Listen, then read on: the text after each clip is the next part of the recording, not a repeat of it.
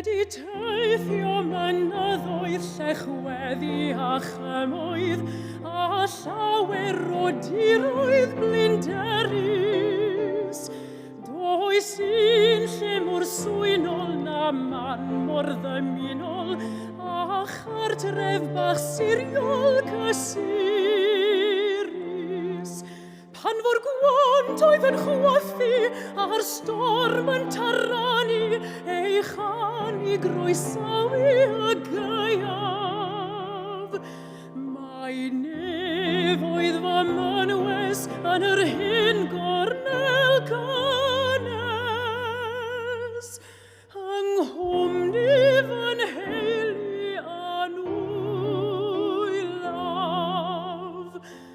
O, fel mae'n ddagen i'n nghartref, mae sŵn bendigedig mewn cartref. Chwiliwch y byd drwyddo i gyd, does un man yn debyg i gartref.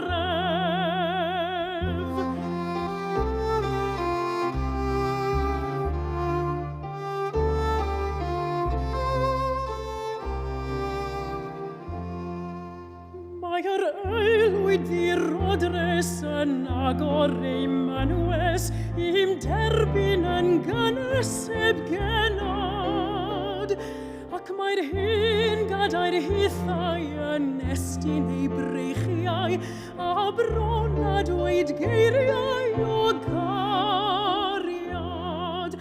Mae y dodrefn yn gwenu i gyd o fynedi a ffrin mae'r piseru heb siarad, ac mae'r hen awrlais tirion pan cura ei galon